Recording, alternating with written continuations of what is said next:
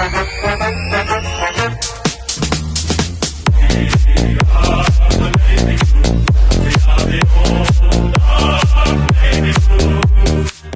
one and all, and welcome to another video on the Bag Shout YouTube channel. My name is Mitch Pattinson, and as always, we are joined by Ikon Duffy, and today we are at another training session at the Carlton Football Club. This will be the last training session that you'll do before you go to Vietnam. We don't know exactly if we've worked out how to actually say Duffy. I just know I'm heading there. Yes. I'm heading there. You just to whatever place it is, however it's spelled, that's where you're heading. But it's obviously the last one you'll be doing for a few weeks. Probably the first, the next time you'll be featured on the channel, if we do it in person, probably around the Carlton v Geelong practice match, which is good to kind of return. But first things first, mate, how are you? No, I'm good, mate. And every single training session, the weather, I know it's summer, but it has just been absolutely superb. I think the Melbourne summer's been really, really good. I know a lot of people give us Melburnians a lot of shit for our weather, but it's actually been raining most days in Sydney. So I don't want to touch on that too deeply, but it's been great. It was good to see the boys and chat to a few of you today. Yes. Yeah, no, once again, we saw a lot of people, so please don't be shy to come up to us because there was, it's always especially good. Lou. We spoke to Lou quite a lot today, but shout out to you, Lou, as always. We see you a lot at the training sessions, but yeah, there's a lot of guys that have come up to us and speak about Carlton, which is something that we absolutely love doing. But first things first, we'll touch on someone that we didn't touch on last week because we thought he got through unscathed, and then we actually found out that he was injured. Blake Acres with shoulder injury. Carlton made it official. We were a bit worried, but he was actually out training today, so that shows that it obviously isn't that big of an injury. Blake Acres was seen training today, which is a good thing. So first things first, on Blake Acres and that injury scare that we thought may have been a little bit more harmful, that isn't as bad as we thought. Yeah, I think, as Carlton supporters now, we probably know that Blake's shoulders are pretty stuffed. He's always going to have some sort of niggle there. But yeah, he didn't do any of the match sim or anything like that, but it was good to see, like you said, he's out there running. He was running with a few of the boys there. I think it was Cottrell, Florent and Evans. Evans, yeah, it was four of them. The other ones, I think it was just off, banged up. Cottrell's obviously had that injury, so they're managing him. So I think a lot of people jump to conclusions, especially on the Friday sessions, because they might have been out there, Monday, Tuesday, Wednesday, whenever else they trained, and just been banged up from that session. So yeah, it was really good to see Blake, and it's a bit of a worry of mine, the shoulder, and it might hold him back, especially getting a spot in the side consistently with, now we have a great problem in having other guys in that position. Yeah, well, funny you say that. So about Blake Acres and his position heading into 2026, I know that heading into this year, I was really optimistic about what he would deliver, and most likely he would play senior football. But now there are a few questions, because you obviously saw Campbell Chesser once again today. He performed once again. Ollie Holland's on the wing, Matt Cottrell as well. Matt Carroll can go on the wing as well.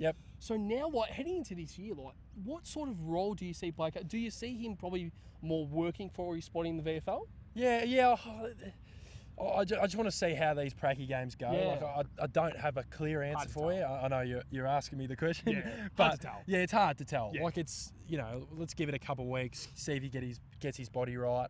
I know they consistently played him last year. I know they dropped him at one point later in the season, but they seem to not favour him, but just like him as a player and what he brings to our game style and our system. But for me, I wouldn't be saying he's a lock for opening round. You just got to see how he performs. But for me, you look at guys like Chesser. I think the wing position, you need better kicks. You need guys who can move a little bit quicker. I know Blake can move pretty well, but you know what I mean? There's a lot of just question marks around him for me. It's a good one. So, speaking about Blake Acres, another player is Adam Sard. Now, this is the reason why I kind of intertwine it with Blake Acres is because last week he got injured as well, Blake Acres, but today he trained. Adam Sard was seen walking off the track in the training drill, the match sim drill that he probably should have been a part of if he was fit to kind of go ahead with it. So he was actually seen walking off, and I reckon it was he did the first quarter of the match sim, and then he just walked straight off with probably about 10 minutes. Physio or whoever. It was weird. It was really literally odd. He was walking off, and then I noticed him in the background. Then I said to Daf, I'm like, Adam Sard's off. So then you zoomed in a very good photo. I was like, actually took a very good photo. So Hopefully, we don't have to use that as breaking news. There is an injury. No, hopefully not. But I just thought that we would very quickly touch on that. Absolutely, yeah. He did come off training. So a quick word about him. So, do you think it's serious? I'm not too sure yet. Obviously, we filmed this straight after training. There hasn't been an update yet. We've checked. Yeah. So, if there is, by the time we upload this video, and people probably will be watching, and if there's news, that whatever's happened's happened. Yeah. But yeah, fingers crossed. I know he's had issues with soft tissues and, 32, 33 this year, and that's just the old man injury, isn't it? The calves and the hammies and stuff. But he didn't look in full pain. No. Like he walked off, but it must have been something where he goes, okay, I can't continue, and I'd guess that it was some sort of soft tissue. Do you think it could be management? It could be, yeah, it could be, but I think it might be similar. I look at it as the Harry McKay situation a few weeks ago, where he just went, hammy's tight. Yeah. What's the point of me being out here? I've got to just, So I think that's where my first thought was. I was like, okay, maybe that's similar, but I don't want to be saying stuff if it's worse. So that's just what my thinking is before we have any update. Yeah. Another name, Nick Newman, someone that I know that a lot of people have been asking about is Nick Newman. Yeah. So today we thought we would touch on Nick Newman. Once again, every single training session he's been at since we've returned for 2026, he has been running laps. He hasn't been featured a lot in the training drills, which is something that we are a little bit surprised about. But as we say a lot, there's not much to gain and there's not much to lose in these practice sessions and these training sessions. I would be more concerned come the match sims and like the practice matches if Nick Newman isn't featured. Because the back end of last year, if we needed him to play, he probably could have played. Yeah, absolutely. So just a quick word on Nick Newman. Like, are you concerned at the moment with the loads that he's doing at the moment? He's not training very much. Yeah, no, I agree with you in terms of I just think it's a management situation. I know we've said it for a fair bit of our videos, our training videos, but unless we're told otherwise, I think he'll be okay. Yeah. They were speaking about him yesterday on Carlton Media. I think it might have been Ash Hansen speaking about him and how important he is to the back six, back seven kind of group on a game day. So, yeah, I think he's okay. He looks like he's running okay, but he's an old fella too. So you just got to manage the legs. And like you said, is it worth it? Yeah. Of course, you want him to get. I'd probably want him to get right for these pracky games and be out there for the pracky games. Because if he's not, and then it's like, but then it's still management in a sense. So I want him to get some match practice in him before we head over to play the Swans, because you want to be heading in there, sitting down in your seat, Patto. I'm sure you're the same, where you go, okay, I'm confident these 22, 23 guys can get the job done. Spot on. Speaking of the halfback, we've touched on Sard, we've touched on Newman. Yeah. Now a player called Zack Williams. Probably the people who are watching this are a little bit asking why we touch on Zack Williams in the halfback and why we're intertwining them together. Yeah. The reason is, every single training session we've been in 2026, Zack Williams has been playing off the halfback. I know he's been playing more of a free sort of player through the midfield, which I really like. I think he's kind of being utilised as a quarterback. That's how I'm kind of seeing it. Not sure about you. Yeah. But Zack Williams, off the halfback, are you a fan of it? I am, because he has that drive and that because you've got guys like Sard getting a little bit older. Maybe you need to get Zack Williams back in that position, because you don't know what's going. Well, we don't know what's happened to Sard today. Spot on. Let alone in the future. So maybe they're thinking that. And then we did speak about it. We've got a lot of small forwards. We do. And a lot of guys who can play that role he played last year. So they might be thinking, okay, maybe we can utilise him off half back to get him a game, to be in this team, and still have that firepower up forward without him in there. Because I think you do. You've got Ainsworth, Haywood, Byrne, Moyer, Kemp, Evans. How does he get in there? Heaps. I'm sure he can get in there, and his ability might be a bit better than the others, but they're more forwards. Yeah. So, I wouldn't be against it. It'll be interesting to see when we get to the pracky games once again, to see, are they going to go, okay, you're half back, or is he going to switch around? I'm not sure. Speaking about Zack Williams, so focusing on Zack Williams and him as a footballer, not necessarily him in his, in a role at Carlton, him as a player. Would you rather him playing as a forward or a defender? What do you think he's more attacking right now in this stage of his career? Yeah, it's interesting, because I think at Carlton, I think he's had more success forward of the ball. Yeah. But then, we often speak about we need to be driving our legs and driving the footy off half back. And I know we've got guys who can do that, but maybe they play a Williams over a Carroll. Maybe they play him over a Billy Wilson type player. Yeah. So they might have Florence, Sard and Williams. Newman. So you get, 4 pretty good kicks. Cowan. Very different players. Yeah, there you go. So you keep naming players. So, like, I'm not saying he's going to be guaranteed off half-back, but maybe that's what we need and just changes up our dynamic, because I think as a forward line, we've just changed completely anyway. Yeah.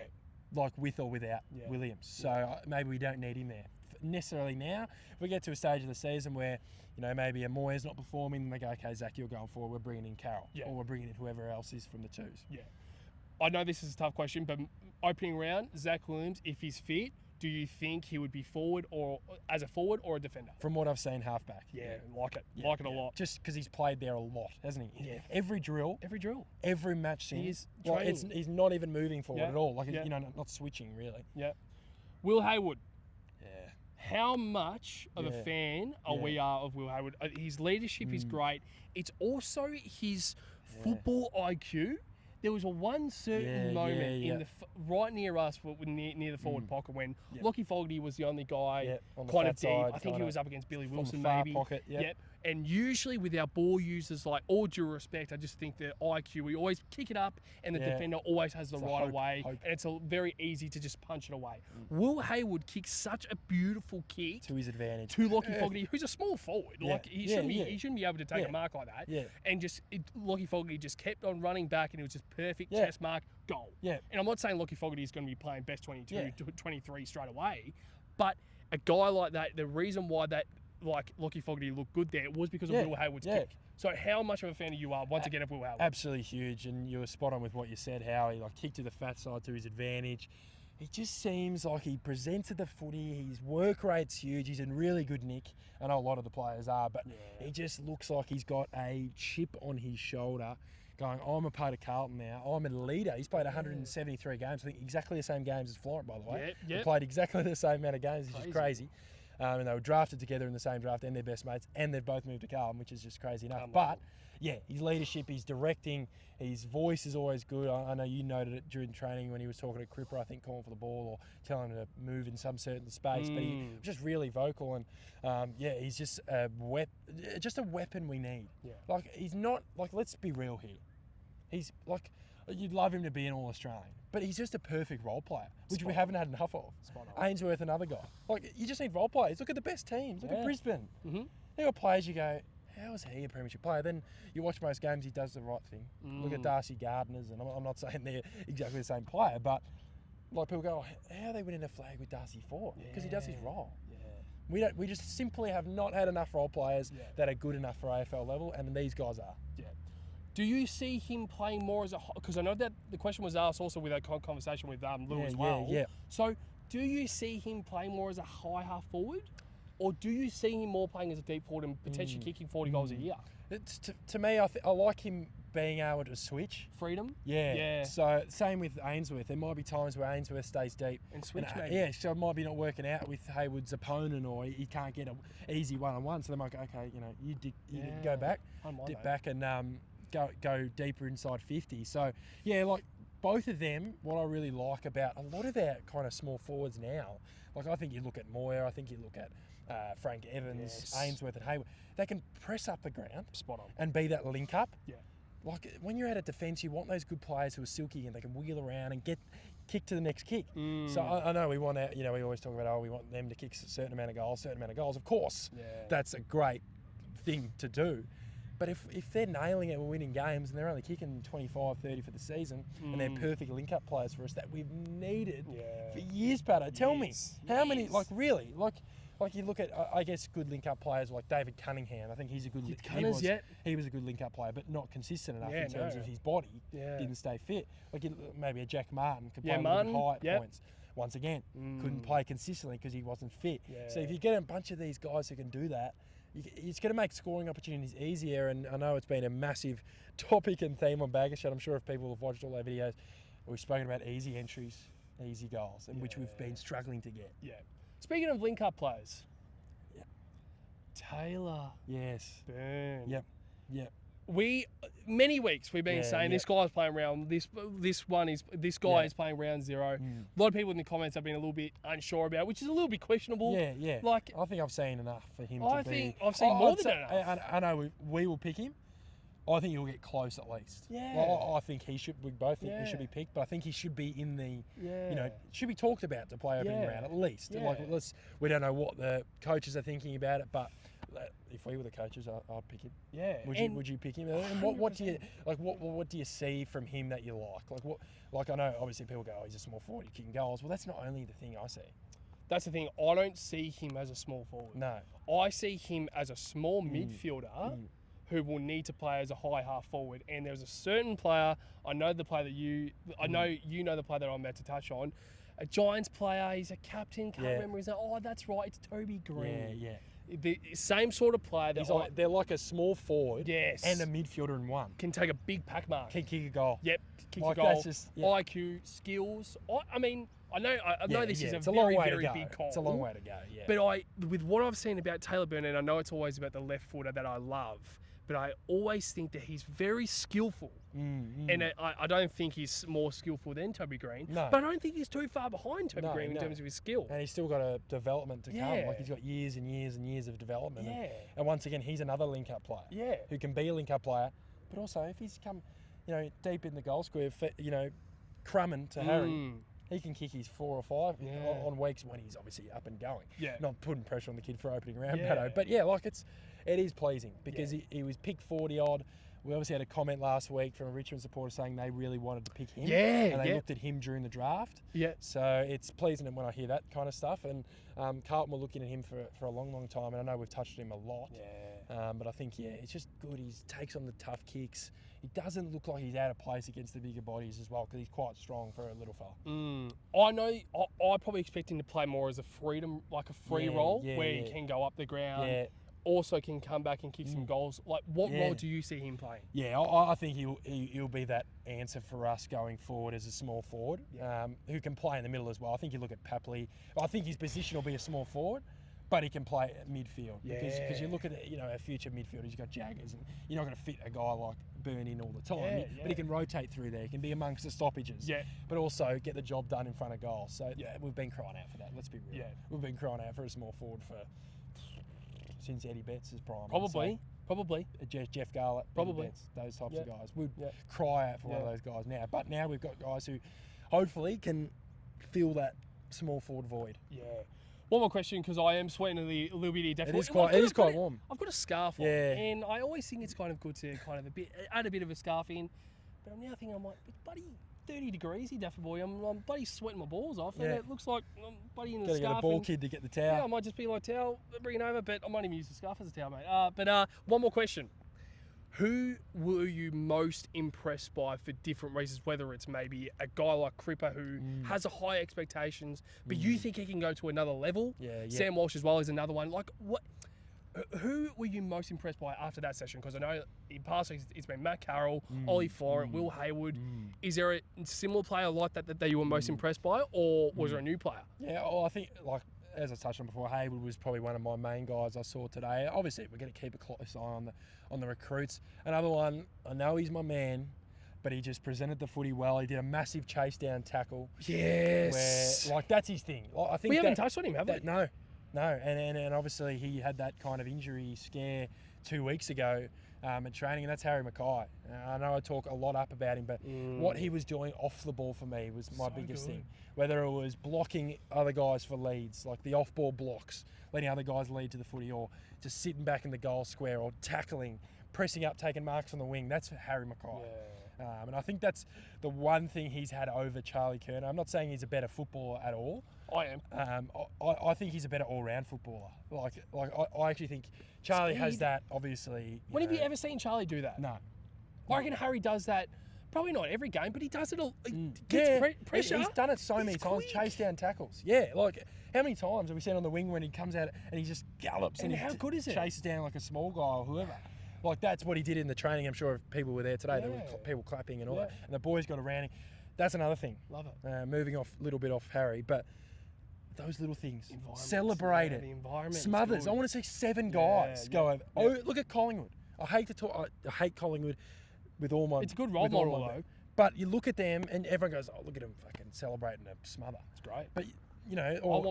big tackles. Hey guys, fucking fall back, run over. Fucking come on, give him a pat on the arse. And that gets the crowd up and about. It's a domino effect. You celebrate that, other team go, oh, fuck, they're up and about. They're up and about. You know what I mean? You might be playing a North Melbourne, or I know I always talk about North Melbourne. They'll be better this year, I promise. Well, I don't promise anything because they're a bit of a rabble. But, like, you play against a team, you might be up a couple goals, and then they go, oh, they might be a bit going, hands, you know what I mean? Like, oh, fuck, it's done. And then they're celebrating smothers. We can't even kick a goal. So it's just a big positive thing, which I saw out of that tackle, and I was very pleased with Harry McKay, and he's looking really good. So, like, I completely agree with everything you just said there. And it's now like, when you mentioned there about the environment and the celebrating the little things, there's a certain player that's going through my mind, which is the reason for that. Do you know the player I'm speaking of? Will Haywood? Will Haywood. Yeah, little things. Every single time, he is the one celebrating. He's the one leading that charge. Yep. And Noah Fisher, shout out to you once again. I think we mentioned you last week because we know how much of a fan you are of Will Haywood. You're going to have to pay us for more mentions now, by the way. Exactly right. I'm expecting $10 into my pay. You can pay ID me, Noah Fisher. That's fine, mate. But Willie Haywood, how much of a fan Noah was of Will Haywood. And it's for those small things. And we can see it at training. At training. That's where it starts. That's where it starts. And it's those small things of just like... as you said then, and I think that this is what you were trying to say, is like that whatever you do in training, that will implement straight into matches. And we're doing it now, and then we'll probably be like, oh, we don't really need to carry on. No, I love that shit. Because then exactly train the way you play. So if you do that in training, you did, and Harry McKay with that tackle, Will Haywood straight away, but everyone got there was about 10 or 11 blokes from that same team, of course. It was great. Doing it, and you could probably see a few opposition players like in the match him, give him a tap on the arse. Like that's what it's all about. It's the cohesion. We didn't see enough of it last year. That's how you lose games of footy a lot of the time. You get close and you're just not. Do you really want to dig in for your mates? Do you want to dig it? Your mate just got done holding the ball. You going to pick him up, or you just going to let him go? You just worry about your man. We saw it so many times. How many times? How many fucking times? I don't want to drop F-bombs, but it's just frustrating. Yeah, I know it is. Because as a supporter base, we are lifting these blokes up. We want them to lift each other up. Celebrate this, as they call 1%ers, Patto. Little things, Before we wrap up this video, last thing before you obviously head off to Vietnam for your probably for, is it 2 weeks? 2 weeks. So you missed 2 weeks. So I know that next week there isn't a training session, but I think the week after I should be available. If I am available and I am free, I'm 100% going. And you'll have to enjoy my ugly face for just one video. Then definitely will be back the video after, but that will probably be the preview for the Cats v Blues. And if there's news and stuff while I'm away, I'll still be hopping on. For those little, hopefully in the upcoming days and weeks that we get some sort of leadership group or re-signings. I think the SSP, I was just reading Cal Toomey before, there's still 3 weeks to make a decision. I think they're pretty close, but I guess it gives teams, just in case there's an injury to one of those options, that you can bring in another option. And we had Wade Dirksen today, the former Giants forward. Darcy Tucker. Yeah, Darcy Tucker and a few others in there. Timu Murkov, as we call him, the big fella. I think it's Liam Riley or Luke Riley or something like that along those lines. But it's going to be an interesting few weeks. I know it's a little bit quieter on the news front, but I think stuff will start to churn out a little bit more. Last few thoughts after that training session, and all, like, if there's anything else you want to really touch on from that training session and heading into the next few training sessions that we won't see, but what's your kind of thoughts? I'll just say this, they were hitting targets today, which is cheeky enough, and obviously the video went off on socials with people thinking a 2-minute video that was cut out of a 30-minute video is going to cost us the season. Don't buy into that shit, people listening. Just don't buy into it. It's the start of the season. January footy news is the worst. Let's be real. Us footy fans now, they've got nothing to talk about. So of course they're going to talk about a 2-minute drill. But just let's be positive. Get around these boys, and hopefully it's a successful start to the season and the whole season. Well, we didn't really want to touch on that, but I know they probably had to. Just more in terms of positivity. Just keep it. The people we were talking to today, every single one of them were fucking furious about that shit. And I don't want to drop the F-bomb, but I think it's valid. I feel like the narrative around the negativity towards Carlton, unfortunately, sometimes comes from our own supporters. And I'm not saying it was even I'm not even saying it was Heath Buck. No. It was more the person who posted on social media, and also Dan Gorridge jumping on board because we knew that there would be negativity. And then all fans go, oh, season's done, here we go again. I was saying it to you, I think we said it on message actually. I said to you, I'm like, this is the fucking first pre-season that we haven't had any negativity. We haven't had our buddy president posting. And it's going to blow over. Yeah, exactly. It's going to blow up. Exactly. And then we haven't had a president buddy post some dick pics and stuff. But let's just make sure that we actually get a hold on to it now and say, no, we aren't letting this affect our club when it's not even any. Like as soon as we saw it, I didn't think anything of it. And I'm sure they're going to be fine internally. Like it's nothing. Yeah. It's nothing. They would not give a shit. Internally, they would not give a fuck. They would do worse stuff. I think as a supporter base, we just need to look at the life. Of course, it wasn't the greatest footage. Let's be real. It's their first session back. It's training.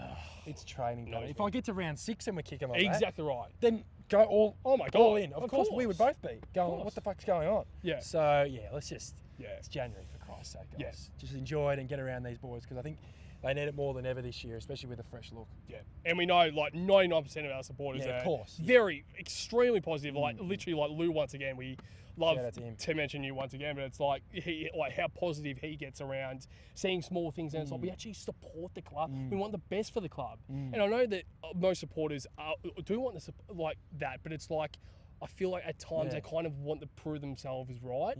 Heading into the year being like, oh yeah, we're going to be shit, and then prove themselves right and say, yeah, I told you, rather than say, oh no, we're going to be shit. Oh, we're actually going to be good, and then jump on board. Then it's just I'm not a huge fan of it. That's not how I support. That's not how you support. That's not how 99% of our supporters support the club. But also we can only do what we can do, and that's we can only say what we can say on this channel and just say that. Make sure to try and get around the baggers every single week. But have a good time in Vietnam. To every single blue bagger out there, make sure to like, comment, and subscribe on this YouTube channel. We just reached 2,000 subscribers. Yes, thank you very much for the support. Yeah. Thank you very much for that. We were kind of counting it down. We were like, I don't know if we were going to do it this week or next week, but we just got it before this training video. So thank you very much, everyone, for subscribing to YouTube. But also get around our socials, whether it's Instagram, Facebook, TikTok. There's plenty of other socials out there that you can get around. But to you, Duffy boy, and to every single blue bagger out there, up the baggers!